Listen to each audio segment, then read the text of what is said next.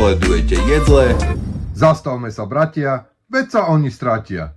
Dnes sa pozrieme na to, ako bývalý vedúci služobného úradu za vlády Matoviča, momentálne poslanec Národnej rady Slovenskej republiky Julius Jakab za hnutie Slovensko alebo Olano, pochádzajúci od Žiliny, sa obul do ministra financií Ladislava Kamenického zo Smeru SD, napodobňoval ho a vyzýval na duel v relácii a evidentne tu máme nového zabávača, pretože to napodobňovanie Kamenického mu v celku išlo.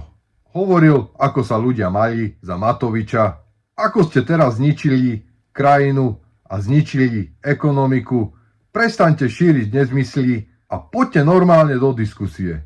Vyzývam vás, na čo sa prihlásila poslankyňa Národnej rady Slovenskej republiky Zuzana Matejčková zo Smeru SD, ktorá mu vraví, že porozprávali ste si svoje bôle, ktoré ste spôsobili vy aj s premiérom Matovičom, ktorý nemal kontrolu ani nad vlastnými financiami, nie ešte štátnymi. Jediný, kto tu klame, ste vy, ako ste klamali s 500 eurovkami a zadlžili ste o 20 miliard slovenskú ekonomiku. To, čo dokázal Matovič, tak jedine, že si ostrihal podľa hrnca svoje vlasy. Takže hovorte fakty, toto nie sú narodeninové koláčiky a tortičky, ktoré ste rozdávali na úrade vlády, na čo Jakab nelenil a išiel si to vybaviť k Matejčkovej. To ale neušlo podpredsedovi Národnej rady Petrovi Žigovi a žiadal ho a vravel mu, ak sú vám kolegyne zo Smeru sympatické, pozvite ich na kávu vedľa a nevyrušujte tu. Pozrite sa, ako tento nový komediant nám porozprával a ako ho pekne Matejčková sundala dole. Sledujte. Takže, pán minister nedokáže čeliť argumentom, preto si vždy vyberá slovo iba sám a nechce ísť do žiadnej diskusie. Ja vás pozývam, na konci svojej rozpravy vás pozývam. Poďte minister do duelu na 4 oči, poďte, vyberte si akúkoľvek reláciu, vy máte na to moc. Poďte, porovnáme, ako sa ľudia mali za toho Matoviča a ako sa majú za vás. Ako sa ľudia mali za toho, na ktorého stále rozprávate, že čo vám tu zanechal, a ako sa majú za vás, čo ste mali 3 roky na to, aby ste to opravili a ste absolútne nemohúci, akurát ste zdevastovali všetko. Aký máte rast ekonomiky? 0,5%, hovorí NBS. Pozrite si, čo povedal Kažimír na poslednom príhovore, keď bol na zjazde tuto dole v hoteli pred najväčšími zamestnávateľmi Slovenskej republiky. On inými slovami povedal, ako ste zničili túto krajinu. No tak si to ujednote aspoň medzi sebou v Smere a Hlase. Lebo vy sa sami usvedčujete z toho, ako ste zničili tú ekonomiku, a o tom hovoria tie prorastové opatrenia. Ja som ich všetky videl, lebo vy ste ich už rozposlali, takže už som videl jednotlivé opatrenia. Akože to je nonsens, čo vy robíte. Vy robíte, že jeden krok vpred a 2 kroky späť. Vy rozprávate o tom, že sú protivetry. Takže minister Kamenický, ja vás vyzývam do debaty, poriadnej diskusie s faktami, aby ste sa tomu nevyhli.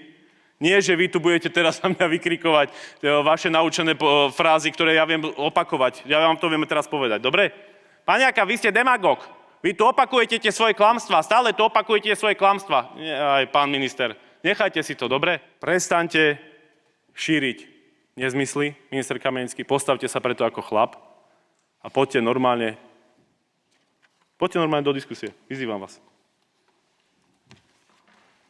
Pani poslankyňa Matejčková.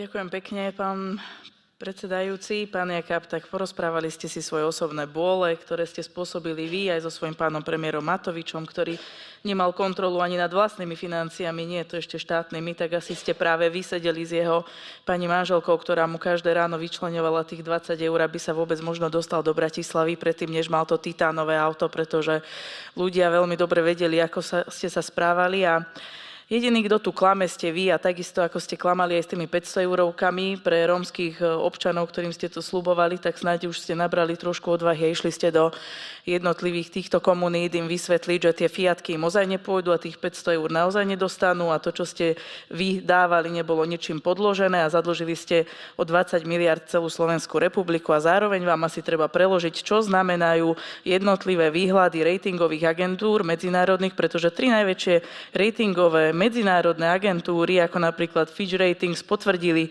hodnotenie A so stabilným výhľadom. Dokonca toto hodnotenie bolo potvrdené v máji 2026.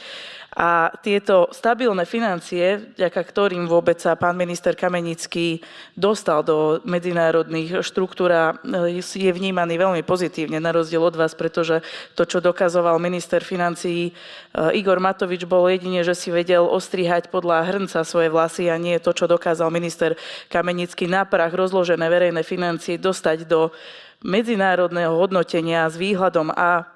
Takže, pán Jakab, hovorte fakty, toto nie sú narodeninové koláčiky a tortičky, ktoré ste rozdávali na úrade vlády. Ďakujem pekne. Pán poslanec Jakab, ak sú vám kolegyne zo strany Smer sympatické, pozvite ich na kávu vedľa, nevyrušujte tu pán poslanec sa nemôže sústrediť na svoj prejav. Nie je to nič mimoriadne, keď ich pozvete na kávu do toho príslušného bufetu, akože je to v poriadku. To bola žiarlivosť, je jasné. Nie, ja tu vášmu kolegovi vytváram priestor na to, aby mohol diskutovať bez vyrušovania. Nech sa páči, pokračujte. To je hrdina. Jak mu niekto niečo povie, okamžite ide. A ty sa nehambíš. Ide si to vysvetľovať so ženou, keď ti povie pravdu do očí. Si ty vôbec normálny, ty červík. Vieš, ako sa ľudia mají? Ja ti poviem, ako sa ľudia mají. Tak, že ste ich polievali s vodnými delami. Tak, že ste ich nechali testovať. Tak sa ľudia mali. Takže bez modrého papierika nemohli výjsť von, tak sa mali. Tí, ktorí si bol pri Matovičovi, keď vytrhol prezidentke demisiu, tak sa ľudia mali. Tí, čo si bol pri každých jeho špinavostiach, tak sa ľudia mali. Ty jeden červík chromy. Čo si to vôbec ty dovoluješ? Že si to ideš vysvetľovať s Matejčkovou. Mužovi sa nepostavíš, ale keď ti žena niečo povie, tak ideš hneď po nej. Ty si hrdina, ty si obyčajný zbabelec zo Žiliny. Tak sa ľudia mali. Tento koľáčik. Kto tam týchto ľudí navolil, ja absolútne nechápem stále. Takže iba obozretnosť, spravodlivosť, odvaha a správna miera. A dúfam, že tento koľáčik sa vráti tam, odkiaľ prišiel. Majte sa, ahoj. Informácie z prvej ruky.